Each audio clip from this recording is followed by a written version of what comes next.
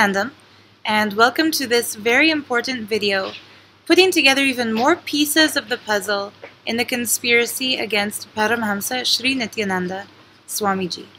So today I'm sitting with two very important and lovely women in the Nithyananda Sangha, Prabha and Sahiti. Thank you so much for agreeing to this interview that must be so difficult considering what you've both been through. They have both had very close personal relationships with the men who were the conspirators behind the attack against Nithyananda. Now, before we get into the details of this attack, Prabha, can you please tell just a little bit about the monster who is your ex-husband? His name is Douglas McKellar.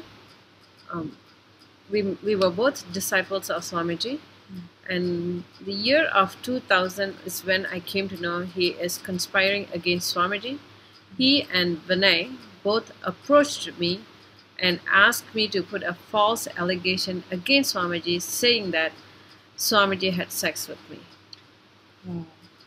I mean, it doesn't get any worse than that, in my opinion. You say he and Vinay. Who is Vinay? Maybe you can tell about the man who, when he was 34 years old, tried to pursue a sexual relationship with you while you were 12.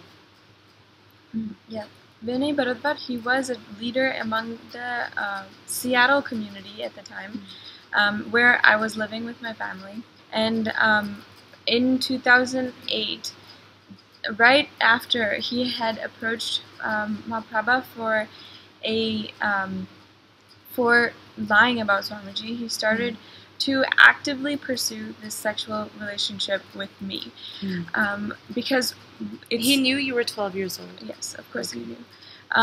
And he, of course, it's going to be easier if you're going to plan a conspiracy to groom your own victim when she's 12 years old and she has no basis at all, and she does not have any idea of what sex relationships or any of that is, than it is to adopt another person. And it's going to be atrocious to a organization if a child is coming forward and saying that some leader has raped them. Yes. So in that way, he was planning from the very beginning to use me in his plans against Swamiji. So one thing that I'm wondering about, the way that he tried to use you in his plans against Swamiji, and the way the two of them together approached you in their plans against Swamiji, how did they react when you said no? When they asked you, lie about your guru and say that he had sex with you? Or as a 12-year-old, you probably wouldn't have even known what those terms meant. But when you obviously put up some kind of a fight against him or you wouldn't be here today, what was their next step? Yes, this is really important because that is what held me back from coming out. They actually threatened me. They're going to morph or my picture with Swamiji and damage Swamiji. So they actually threatened me not to open this out to anyone.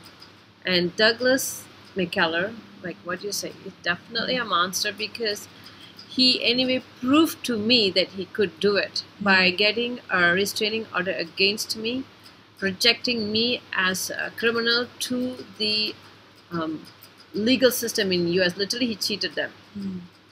And it went in a bigger scale when they have a friend, Lennon Karapan, who has a contact in India, Doug's friend, who know how to do morphing professionally. Yes. So they took it in a bigger scale. That comes Ranjita Andamai in the picture. So maybe for some of you, if you're watching this and you don't know the full story of this attack against Swamiji, up until early 2010, up until you can say early February 2010, Swamiji was like a rising star, not only in the Indian spiritual community, but in India in general. If you went to any of his programs, there would be easily 30,000, 40,000 people in queue, sometimes 2 or 3 days in advance, just for one hug from him.